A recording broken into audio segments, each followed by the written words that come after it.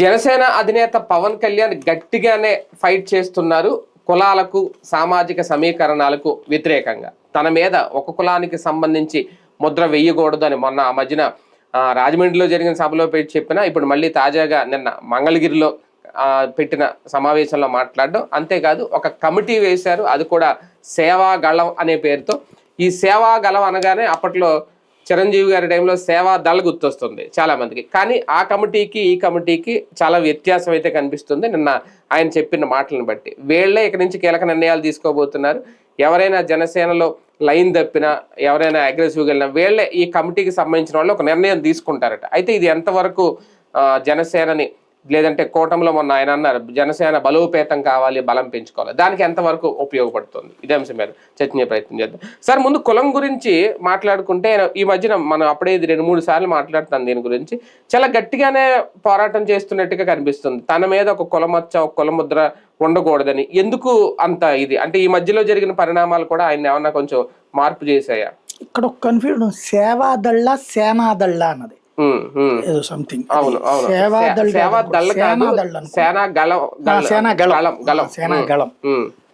సేవాదళ అన్నది నేను అప్పుడు చిరంజీవి గారు పెట్టారు. ఇది సేనాగళం, ఇది సేనాగళం అంటే ఎక్కువ అలాగే ఉంటున్నాయి పేర్లు.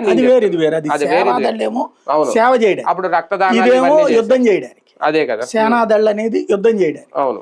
అయితే ఇక్కడ కాన్సెప్ట్ ఏంటంటే పవన్ కళ్యాణ్ ఎక్కువగా ఇబ్బంది పడుతుంది కుల సంఘాలతో. ఇప్పుడు చంద్రబాబు కోసం కమ్మ సామాజిక వర్గం మీటింగ్లు పెడతది, ఆయన సీఎం చేయాలని, లేకపోతే ఆయన పటిష్టం చేయాలి సీఎంగా ఉన్నాం.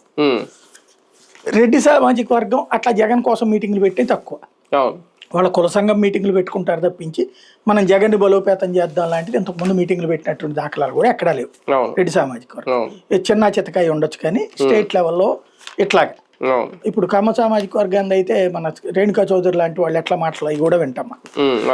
అదే సందర్భంలో కాపు సామాజిక వర్గానికి సంబంధించినటువంటి కుల నాయకులు వచ్చేటప్పటికి ప్రత్యేకించి పవన్ ని టార్గెట్ చేయడం అనేది పవన్కి నచ్చట. అది పవన్ కళ్యాణ్ ఏమనుకుంటున్నాడు, తనకి కులం ముద్ర వాళ్ళు వేస్తున్నారు అనేది అతని ఫీలింగ్. వాళ్ళు ఏమంటున్నారు, నువ్వు కులం ప్రస్తావన చేయకయ్యా అని చెప్తున్నారు. అంటే కులాల ముద్ర వేసి ఏమన్నా కుట్ర చేస్తున్నారా, నేను భయపడుతున్నారా, రేపొద్దున్న నాకు మిగిలిన కులాల ఓట్లు దూరం అవుతావనే ఆందోళన కనిపిస్తోందా? సంథింగ్ ఏదో డైవర్షన్ పాలిటిక్స్ నడుస్తుంది అక్కడ.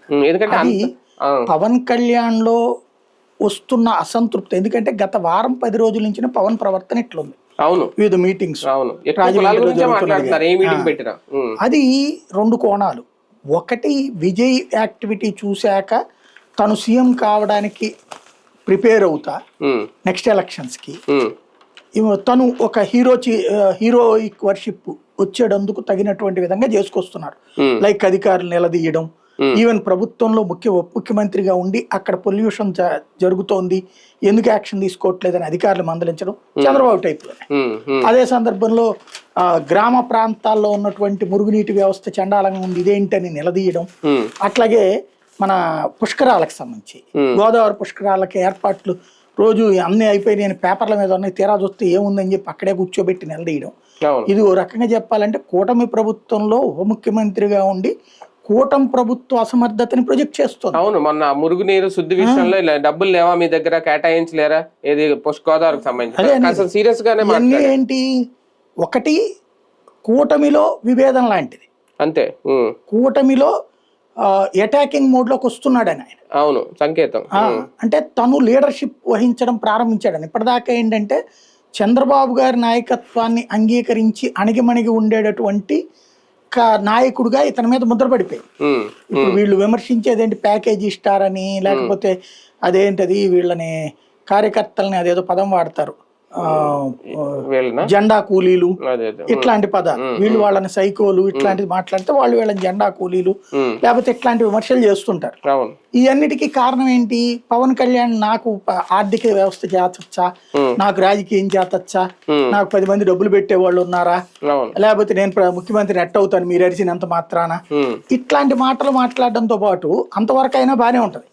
చంద్రబాబు నాయుడు గారు అంత విజనరీ ఇంకెవరూ లేరు రాష్ట్రాన్ని చక్కదిద్దగలిగినోడు చంద్రబాబు నాయుడు. అంటే ఆయనే చక్కదిద్దగలిగి ఉంటే రాష్ట్రం ఎందుకు విడిపోతుంది, ఆయనే చక్కదిద్దగలిగి ఉంటే రాష్ట్రం ఎట్టెందుకు ఉంటది, ఆయన సుదీర్ఘకాలం పాటు ముఖ్యమంత్రిగా చేసినోడే కదా.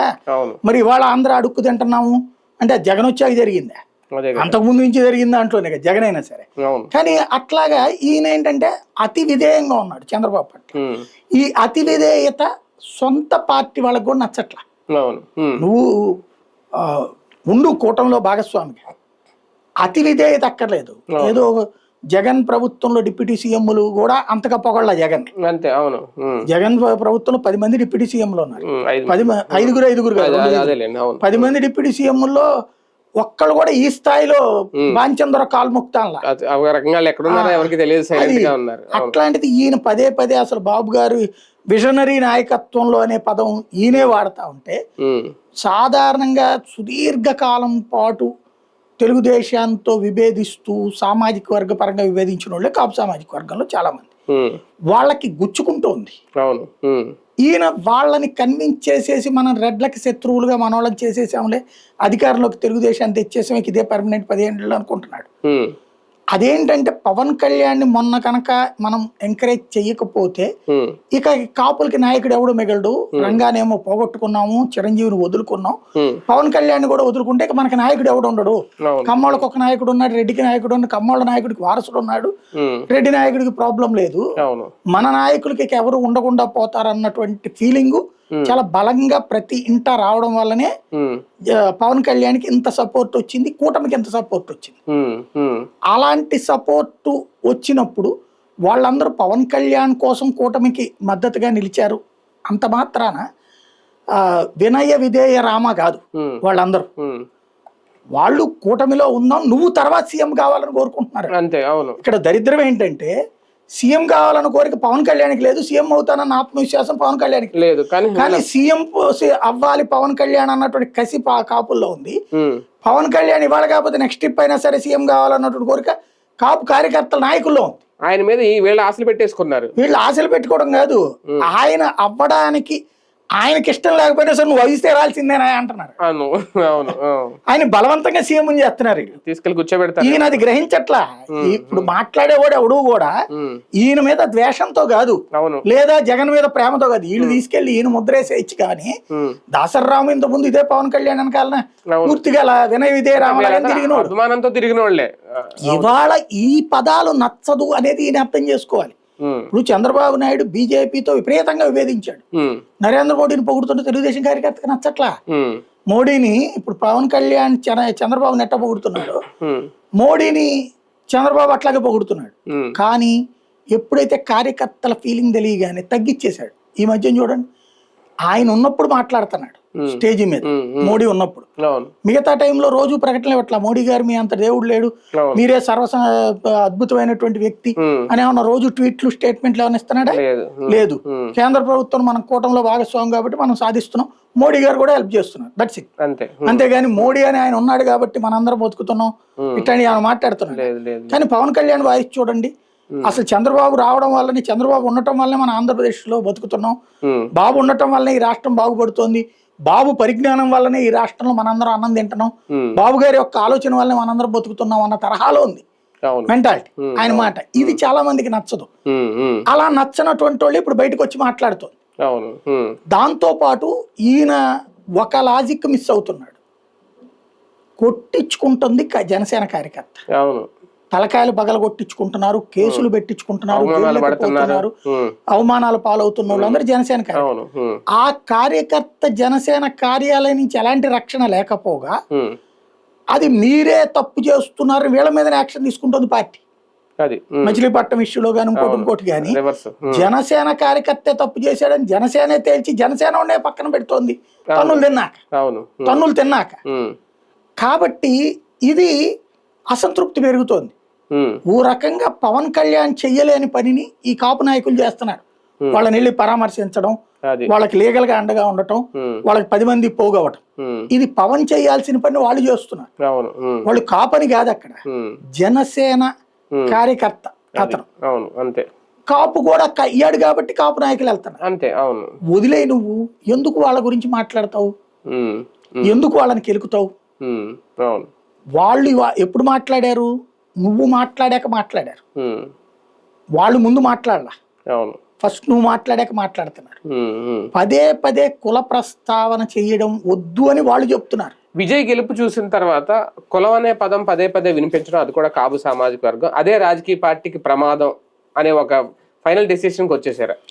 ఇక్కడ దాన్ని అంటే ఆయన ఎక్కడ కులాలు వాడలేదు కదా. పరిపక్వత లేని రాజకీయం చేస్తే ఏమైనా మాట్లాడుతారు.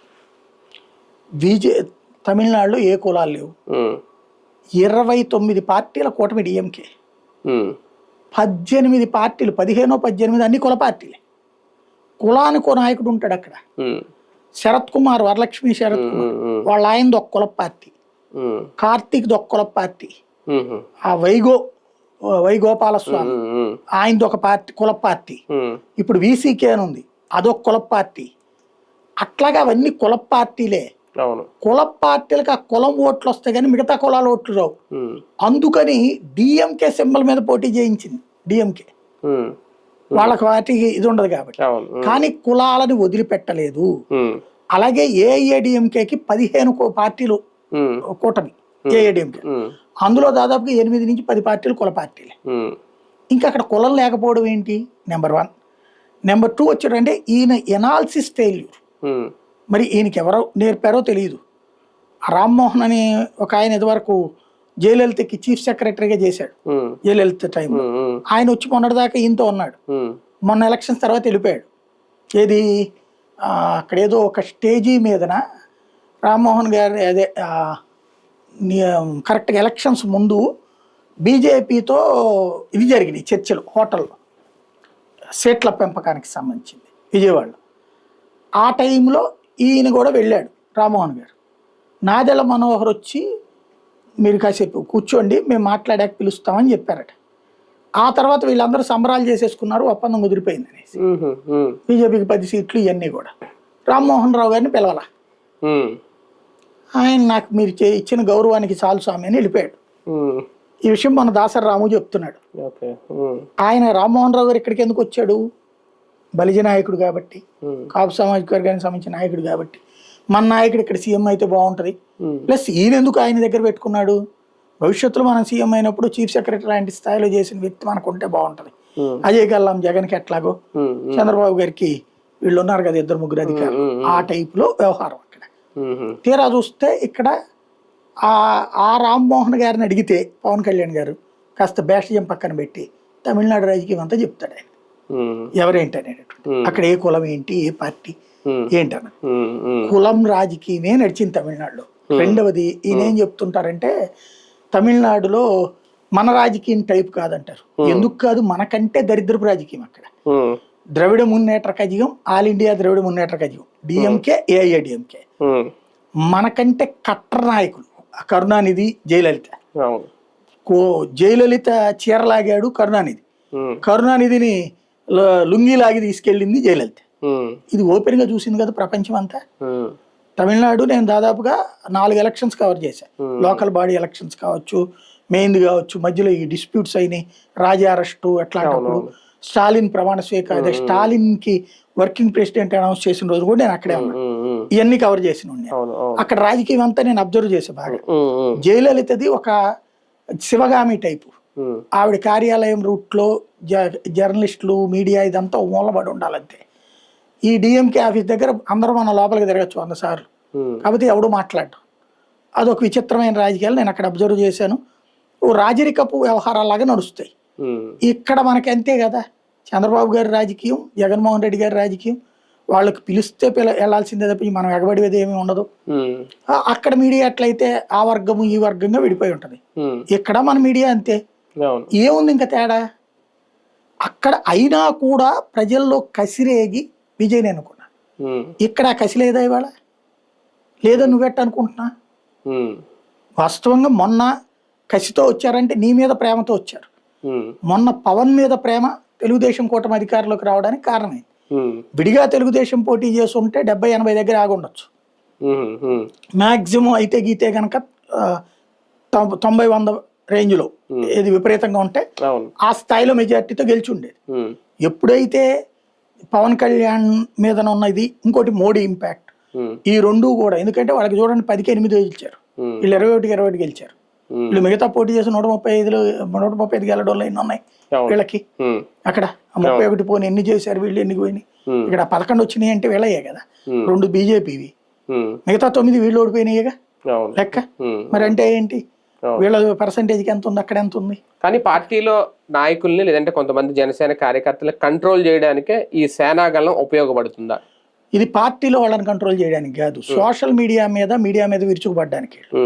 అంతేనా? పార్టీలోది అయితే గనక ఏంటి నిన్న ఇందులో అందరూ ఉంటారు, అన్ని సామాజిక వర్గాలు ఉంటారు, ఎవరైనా అనుచితంగా మాట్లాడినా ఎక్కువ మాట్లాడినా ఇమీడియట్ గా దాన్ని వీళ్ళు సరి చేస్తారు, వీళ్ళు దాని మీద వీళ్ళ సమాధానం చెప్తారు అనేది. నేననేది నువ్వు వ్యవస్థీకృతంగా ఉండాలంటే ఒక క్రమశిక్షణ సంఘం, జిల్లాకు ఒక క్రమశిక్షణ సంఘం ఒక ఆస్పెక్ట్, రెండోది జిల్లాకు సమన్వయ సంఘం, అది సమన్వయం 3 పార్టీలు వేసుకోవాలి, అది నీ చేత కావట్లా.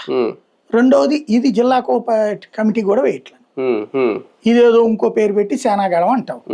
వీళ్ళు ఏం చేస్తారంటే మొన్న పవన్ కళ్యాణ్ చెప్పినట్టు మీడియా సోషల్ మీడియాలో ఈయన్ని కులముద్ర వేస్తానో లేకపోతే ఈయన విమర్శిస్తే, ఇప్పుడు లైక్ తెలంగాణ వాదులు భారీగా టార్గెట్ చేస్తున్నారు పవన్ని, వాళ్ళందరికీ ఆన్సర్ చేయడానికి ఒక కొత్త వ్యవస్థ. ఇప్పుడు మేబీ ఇప్పటిదాకా అధికార ప్రతినిధులు ఎవరైతే ఉన్నారో కొంతమందినే పెడతారు అధికార ప్రతినిధుల్ని, కాకుండా సోషల్ మీడియాలో వీళ్ళకి అనుకూలంగా ఉండే వాళ్ళందరినీ ఒక గ్రూప్ కిందకి తెస్తారు, వాళ్ళ చేత అవతల వాళ్ళకి కౌంటర్ చేపిస్తారు. దాన్ని కార్యకర్తలందరూ షేర్ చేయాలి వాళ్ళ వాల్స్ మీద. అది ఇప్పుడు పెడతారు. అంటే ఎన్నాళ్ళకి పార్టీని ఒక సెటరేట్ చేసే క్రమం ఏమన్నా స్టార్ట్ అయింది కాదు, ఇంకొంచెం అటాకింగ్ మోడ్ లోకి పోతున్నాం మనం. మన పవన్ కళ్యాణ్ స్వయంగా మీరందరూ రెచ్చిపోండి, 21,000 మంది ఉన్నారు, మీరందరూ మాట్లాడితే ఏమవుద్దన్నారు. అది ఒకటేంటంటే ఇదివరకు media, print media, electronic media, social media ద్వారా జగన్ ని దుమ్మెత్తిపోసారు ఈయన. 33,000 మంది మహిళలు, లేకపోతే కనుక పెద్దానికి సైకో, గంజాయి అమ్ముతున్నాడు, అది చేస్తున్నాడు, ఇది చేస్తున్నాడు, అవన్నీ అయిపోయినాయి, సుగాలి ప్రీతి ఇవన్నీ కూడా. ఇప్పుడు అవన్నీ రివర్స్ అవుతున్నాయి. ఇప్పుడు అడుగుతున్నారు సుగాలి ప్రీతి ఇది ఏం చేసావు నువ్వు, వాళ్ళ అమ్మే అడుగుతుంది. ఇప్పుడు ఆమె మీద వీళ్ళు పెట్టే కామెంట్లు చూడండి, దాని కింద చూస్తే పచ్చి బూతులు, నువ్వు అమ్ముడు పోయావు అది. మరి డబ్బులు జగన్ ఇప్పుడు వీళ్ళతో స్టేట్మెంట్ కూడా ఇప్పించారు మొన్న ఆదితో అనుకుంటా, ఏమని, అమ్మ నువ్వు నీకు అంత చేశాడు, మరి అంత చేసింది అప్పుడే చేసేసాడు కదా జగను. అయినా కూడా సుగాలి ప్రీతికి అన్యాయం జరిగిందని ఎలక్షన్స్ లో కూడా మాట్లాడాడు కదా. మరి అంతా చేసేసినప్పుడు ఇదిగో నా వల్ల వచ్చేసింది నీకు అయిపోయిందని ఆగిపోవాలి. అదేనేది నేను అనేది, ఆ రోజు చేసేసినప్పుడు అయిపోతే పవన్ కళ్యాణ్ వల్ల అది జరిగేసి ఉంటే మొన్న ఎన్నికల్లో మాట్లాడకూడదు కదా, నేను సుగాలి ప్రీతికి న్యాయం చేశాను అన్నటువంటిది అనాలి కదా. అప్పుడే జనసేన వాళ్ళు ఏమన్నారు, డబ్బులు ఇస్తే ఇదైపోద్ది అనుకుంటున్నావా, న్యాయం జరగాల్సిందే అన్నారు. పవన్ కళ్యాణ్ కూడా ఏమన్నారు, నేను రాజకీయాల్లోకి వచ్చింది మీ అందరి కోసం కాదు, కులం కోసం కాదు, సుగాలి ప్రీతి తల్లి ఆవేదన కోసం అన్నాడు. మరి వాళ్ళు సుగాలి ప్రీతి అడిగితే కనుక ఇప్పుడు వాళ్ళ అమ్మని నువ్వు వాడికి అమ్ముడు పోయావు, వీడికి అమ్ముడు పోయావు అమ్మల్ని అక్కలే తిడుతున్నాడు. అదే కాదు తిట్టడం, అసలు ఆ కామెంట్ చూస్తే దారుణమైనటువంటి కామెంట్స్. అట్లాగే 33,000 మంది మహిళలతో అయితే మన పవన్ కళ్యాణ్ చెప్పే వివరణ నాకు ఆశ్చర్యం వేసింది. ఏంటది, అమిత్ షా కూడా చెప్పాడు కదా, ఏమని చెప్పాడు, బండి సంజయ్ ప్రశ్నోత్తరాల సమయంలో ప్రశ్న వేశారు వీళ్ళు, దాంట్లో చెప్పాడు 33,000 మంది కాదు మొత్తం 45,000 మందిలో దాదాపు 43,000 మంది వచ్చేసారు, 1,500 1,400 ఉందని చెప్పేసి. నువ్వు ఆ 1,400 మందిలో ఎవరిని బయటికి తీసుకొచ్చావు, నువ్వు 33,000 మంది ఏంటివి కేంద్ర నిఘా వర్గాలు అని చెప్తివి, చెప్పావు. అది కూడా ఎలాంటిది, మిస్ అయిందంటే ఒక అర్థం ఉంది కాదు, ఏది వాలంటీర్ వెళ్ళి అమ్మాయిని తీసుకెళ్ళి పడుకోబెట్టాడు, ఏది వైఎస్ఐకి కార్యకర్త చేతికి అప్పు చెప్తే ఈడు తీసుకెళ్లి బాంబేలో అమ్ముకున్నాడు. ఏమిది ఇప్పుడు దానికి ఏదన్నా అడిగితేనేమో దాని కింద 100 బూతులు. ఈ బూతులు తిట్టడానికి ఒక వ్యవస్థ అన్నమాట. కుల నాయకులతో ఏమన్నా ఒక మీటింగ్ పెట్టి దీనికి ఏమన్నా ఫుల్ స్టాప్ పెట్టాలా, ఆయన ఇంకా పెట్టే ఉద్దేశం కనిపించట్లేదు. నాయకులతో పవన్ ని తిట్టే ప్రతి ఒక్కళ్ళని తిట్టడానికి ఒక వ్యవస్థ ఏర్పాటు చేసుకుంటున్నాడు. ఆయన ఏర్పాటు చేసుకుంటున్నారా? పవన్ కళ్యాణ్ ఎవరన్నా విమర్శిస్తే, పవన్ కళ్యాణ్ 1,000 మంది విమర్శిస్తే వాళ్ళని 25,000 మంది విమర్శిస్తారు. ఇప్పుడు ఈ గ్రూప్ తో కలిపి 50,000 మంది విమర్శిస్తారు. అందుకేనా ఈ సేనాగలం అందుకు ఉపయోగపడుతుంది ప్రస్తుతానికి. రైట్, చూద్దాం నిజంగా పార్టీని బలోపేతం దిశగా ముందుకు తీసుకెళ్తున్నారా లేదా మరి ఇంకా వేరే ఆలోచన ఏమన్నా ఉందా పవన్ కళ్యాణ్ గారికి, ఎంతవరకు సక్సెస్ అవుద్ది ఈ సేనాగలం, చూద్దాం.